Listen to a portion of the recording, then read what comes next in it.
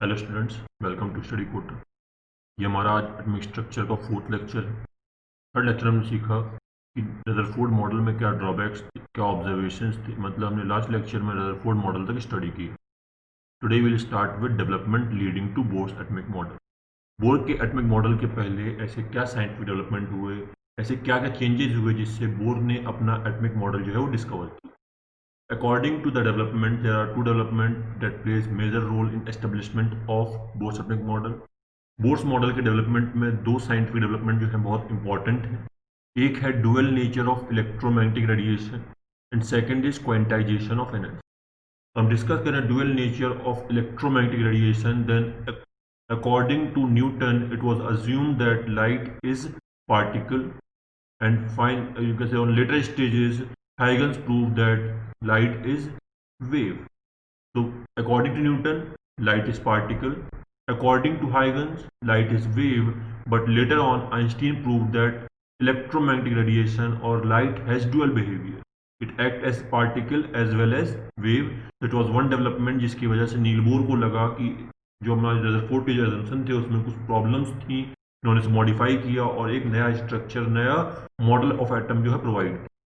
Second is quantization of energy. इसके पहले Rutherford ने अज्यूम किया था कि एनर्जी जो है वो कॉन्टिन्यूसली लूज होती रहेगी, लेकिन नील बोर ने या बीच में अगर प्लैंक की बात करें तो प्लैंक ने ऐसा बताया कि एनर्जी क्या है, energy is always quantized, it is discrete. Energy packet के फॉर्म में आती है। एनर्जी कॉन्टिन्यूस जो है वो वाटर की जैसे टैप ऑन करते हैं तो जैसे वाटर फ्लो करता है वैसे फ्लो नहीं करेगी। इट्स लाइक शुगर क्रिस्टल्स, जहाँ पे एक क्रिस्टल से छोटा अमाउंट लेना जो है वो पॉसिबल नहीं है। इन्होंने सेकंड डेवलपमेंट क्या था, second development was quantization of energy. तो आइए हम इन्हें एक एक करके डिटेल में स्टडी कर लेते हैं। तो first we'll start with dual nature of electromagnetic radiation. तो we start from the developments of science. सबसे पहले न्यूटन ने बताया कि लाइट जो है वो पार्टिकल होती है। Light is made up of small corpuscles, small capsules, जिसको नाम दिया कार्पिस्यूल।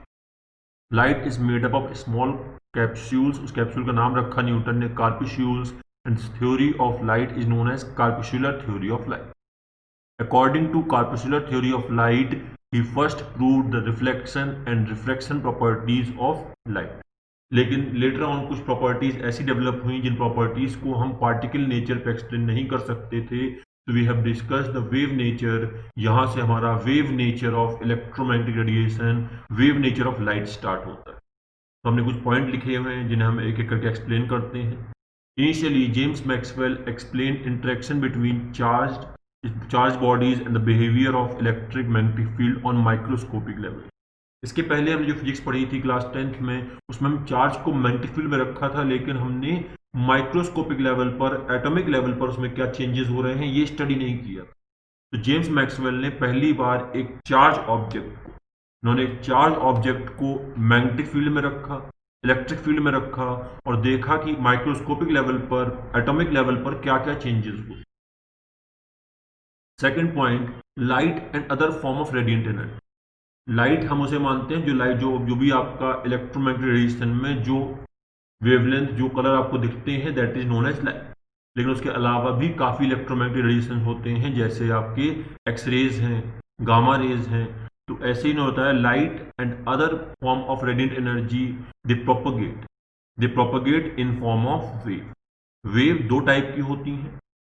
वेव जो है आपने 9th क्लास पढ़ी होंगी, वेव दो टाइप की होती हैं। एक होती है आपकी लॉन्गिट्यूडनल वेव और दूसरी होती है ट्रांसवर्स वेव। लॉन्गिट्यूडनल वेव जो होती है आपकी, लॉन्गिट्यूडनल वेव कंप्रेशन और रेयरफैक्शन के फॉर्म में चलती है। लॉन्गिट्यूडनल वेव जो है वो कंप्रेशन और रेयरफैक्शन के फॉर्म में मूव करती है, जबकि ट्रांसवर्स वेव जो है वो क्रेस्ट एंड ट्रफ के फॉर्म में मूव करती है। तो इन्होंने बताया कि लाइट और इलेक्ट्रोमैग्नेटिक रेडिएशन क्या है, दे आर ट्रांसवर्स वेव, और इनका नाम रखा, this type of wave is known as electromagnetic wave और इलेक्ट्रोमैग्नेटिक रेडिएशन।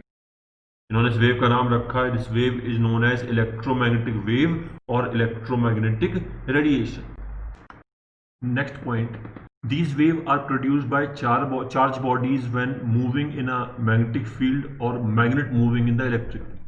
तो बेसिकली इन्होंने बताया कि जब भी कभी charge body magnetic field move करे, या हम ऐसा कहें चार्ज और मैग्नेटिक फील्ड के बीच में मोशन होगा, कोई भी एक चीज मूव करे, चार्ज मूव करे मैग्नेटिक फील्ड में या मैग्नेटिक फील्ड मूव करे चार्ज में, तो या तो हम इलेक्ट्रिक फील्ड चेंज करें या फिर मैग्नेटिक फील्ड चेंज करें। तो ऐसे चेंज करने में जो एनर्जी का लॉस होगा, that energy is converted to wave. तो according to Maxwell he said that जब भी कभी हम चार्ज बॉडी को मैग्नेटिक फील्ड मूव करेंगे या मैग्नेट को मूव करेंगे इलेक्ट्रिक फील्ड में, तो वहां पर ये वेव, इलेक्ट्रोमैग्नेटिक वेव जो है वो जनरेट होती है। यहाँ पर दो पार्ट है, एक है मैग्नेटिक और दूसरा है electric. That means there is charge and there is magnet. दोनों में से जब भी कभी एक मोशन होगा, या तो चार्ज मूव कर रहा होगा या फिर मैग्नेट मूव कर रही होगी, तो ये जो आपके पार्टिकल्स हैं, सॉरी ये जो आपकी वेव्स हैं इलेक्ट्रोमैग्नेटिक वेव, वो फॉर्म होती है। मैंने पहले बताया था, इनिशियली न्यूटन ने कंसीडर किया था कि लाइट क्या है, light the stream of particles known as corpuscles, but later on this can not explain the phenomena. Later on जब डेवलपमेंट्स हुए, हमने कुछ और प्रॉपर्टीज ऑब्जर्व की लाइट की। वो प्रॉपर्टीज थी इंटरफेरेंस। इंटरफेरेंस का मतलब होता है मिक्सिंग ऑफ लाइट। इंटरफेरेंस का मतलब होता है mixing of light. Two light waves when combined together they may get, you can say they may form a bigger wave. उनके कॉम्बिनेशन से एक बड़ी वेव बन सकती है, और उनके कॉम्बिनेशन से ऐसा भी हो सकता है कि जो वेव ऑलरेडी थी वो वेव जो है वो डिस्ट्रक्ट हो जाए। तो इसे हम बोलते हैं interference. Interference is combination of waves. अगर दो वेव जो है वो कंबाइन होती हैं या दो वेव जो है डिस्ट्रक्ट हो जाती हैं, then it is known as interference. दूसरी प्रॉपर्टी है diffraction. It is bending of light. Light क्या होती है, छोटे छोटे ऑब्जेक्ट के कॉर्नर से बेंड हो जाती है without getting colliding with it. तो ये प्रॉपर्टीज जो हैं, ये हम लाइट को पार्टिकल अज्यूम करके एक्सप्लेन नहीं कर सकते थे। तो इन प्रॉपर्टीज की वजह से हमें ये फोकस करना, हमें इस बात पर ज़्यादा ध्यान देना पड़ा कि लाइट क्या है, लाइट हैज वेव प्रॉपर्टी। साथ में एक टर्म और यूज कर रहे हैं, वो है रेडिएशन। हमने कई बार एक टर्म यूज किया है रेडिएशन। पहले समझ लेते हैं रेडिएशन का मतलब क्या है। रेडिएशन का मतलब होता है एमिशन और ट्रांसमिशन। अगर कोई बॉडी जो है वो एनर्जी एमिट करती है या एनर्जी को ट्रांसमिट करती है, एनर्जी भेजती है, कैसे, स्पेस में, ऐसे भेजे कि उसके बीच में जो भी आपके दो ऑब्जेक्ट्स हैं उनके बीच में कोई डायरेक्ट कांटेक्ट नहीं है। और एनर्जी को एक फॉर्म से, एनर्जी को एक जगह दूसरी जगह भेज सकते हैं without being any contact, then it is known as radiation. Radiation में हमें किसी मीडियम की जरूरत नहीं होती। रेडिएशन में हम एनर्जी डायरेक्टली ट्रांसफर कर सकते हैं from one body to other. हम थोड़ा ध्यान देते हैं, हम काफ़ी टाइम से हमने ये तो बताया कि इलेक्ट्रोमैग्नेटिक रेडिएशन जो है वो कैसे जनरेट हो रहे हैं, और इलेक्ट्रोमैग्नेटिक रेडिएशन जो है वो है क्या। तो इन्होंने बताया कि radiation which is associated with electric field and magnetic field. ऐसे रेडिएशन, ऐसा एनर्जी ट्रांसफर जहां पर दो टाइप के फील्ड्स हों, वहां पर इलेक्ट्रिक फील्ड हो और मैग्नेटिक फील्ड हो, ऐसे रेडिएशन को हम क्या बोलते हैं, this radiations are known as electromagnetic radiation. यहाँ पर चीज़ें थोड़ी ज़्यादा क्लियर होंगी। यहाँ पर हमने इलेक्ट्रोमैग्नेटिक वेव जो है वो रिप्रेजेंट की है डायग्राम के थ्रू। इस डायग्राम में अगर आप ध्यान दें तो ये है एक्स एक्सिस। एक्स एक्सिस वो डायरेक्शन है जहाँ वेव प्रोपोगेट कर रही है। This is direction of wave propagation. This direction of wave propagation. इसके साथ साथ हमारे पास दो और एक्सिस हैं, एक वाई एक्सिस है और एक जेड एक्सिस। वाई एक्सिस और जेड एक्सिस पे हमने दो वेव बना रखी हैं। एक वेव जो है, अगर हम वाई एक्सिस की बात करें तो आपकी जो रेड वाली वेव है ये आपकी इलेक्ट्रिक फील्ड है। रेड वेव जो है ये इलेक्ट्रिक फील्ड है, एंड आपकी ब्लू वेव है ये मैग्नेटिक फील्ड है। रेड वेव जो है वो आपकी इलेक्ट्रिक फील्ड है, ब्लू वेव जो है वो मैग्नेटिक फील्ड है, and both wave are moving perpendicular to each other. आपकी रेड वेव जो है वाई एक्सिस पे जा रही है, और दूसरी वेव जो है ये आपकी ब्लू वेव जो है वो जेड एक्सिस पे जा रही है, and Y axis and Z axis has an angle of 90 degree between them. तो electromagnetic waves has both electric field and magnetic field, जिसमें दोनों इलेक्ट्रिक फील्ड मैग्नेटिक फील्ड होते हैं, विच ऑसिलेट। वेव है, वेव में ऑसिलेशन होगा, और दोनों के बीच में जो एंगल है वो कितना है, परपेंडिकुलर 90 डिग्री है, and this is also perpendicular to direction of motion. अब इस डायरेक्शन में इस ग्राफ पर देखें तो यहाँ पर हमने दो वेव प्रॉपर्ली ड्रॉ कर रखी हैं, एक ब्लू वेव है और एक ग्रीन वेव है। जो ब्लू वेव है वो क्या है, वो मैग्नेटिक ऑसिलेशन है, मैग्नेटिक फील्ड है, और जो आपकी इलेक्ट्रिक फील्ड जो आपकी ग्रीन वाली है ये आपकी इलेक्ट्रिक फील्ड। और मैग्नेटिक फील्ड इलेक्ट्रिक फील्ड के बीच का जो एंगल है, ये एंगल हम देख सकते हैं कितना है, 90 डिग्री। ये एंगल 90 डिग्री है क्योंकि ये आपका वाई एक्सिस है, ये जेड एक्सिस है, इनके बीच का एंगल कितना, 90 डिग्री। अगर प्रोपोगेशन की बात करें तो प्रोपोगेशन भी क्या है, एक्स एक्सिस पे है, उसके बीच में एंगल कितना है, 90 डिग्री। तो electric field, magnetic field and direction of motion, all three are perpendicular to each other. Next point, EM wave जो है, क्योंकि ये रेडिएशन का एक फॉर्म है और रेडिएशन को ट्रांसफर होने के लिए, रेडिएशन को ट्रांसमिट होने के लिए, प्रोपोगेट होने के लिए कोई मीडियम नहीं लगता, इसलिए आपकी इलेक्ट्रोमैग्नेटिक वेव जो है वो सन से अर्थ तक आ सकती हैं पासिंग थ्रू द वैक्यूम, क्योंकि न ट्रांसफर के लिए न ट्रांसमिशन के लिए कोई भी मीडियम रिक्वायर्ड नहीं है। नेक्स्ट पॉइंट, अगर हमें इलेक्ट्रोमैग्नेटिक वेव को कैरेक्टराइज करना है, उनको डिफ्रेंशिएट करना है, एक वेव दूसरी वेव से डिफरेंट कैसे है, तो इलेक्ट्रोमैग्नेटिक वेव्स आर क्लासिफाइड और depends upon the frequency and wavelength. मतलब जो भी हम लाइट यूज कर रहे हैं उस लाइट की फ्रीक्वेंसी क्या है, उसकी वेवलेंथ क्या है, उसके बेसिस पर हम इलेक्ट्रोमैग्नेटिक वेव जो है वो कैरेक्टराइज करते हैं। And all type of electromagnetic wave constitute electromagnetic spectrum. जैसे हमारे पास जो स्पेक्ट्रम में पता है वो 7 कलर से बनता है, that is light spectrum, that is white light spectrum. लेकिन हम सारे इलेक्ट्रोमैग्नेटिक वेव को देखें तो वो क्या फॉर्म करेंगी, they will form electromagnetic spectrum. तो यहाँ पर हमने एक स्पेक्ट्रम जो है फॉर्म किया है, जैसे हम 7 कलर्स फॉर्म करते हैं ब्रैकेट में ऐसे ब्लॉक में यूज करके, वैसे यहाँ पर हमने पूरा एक इलेक्ट्रोमैग्नेटिक रेडिएशन जो है, सॉरी इलेक्ट्रोमैग्नेटिक जो आपका स्पेक्ट्रम है वो पूरा हमने यहाँ पर ड्रॉ किया है।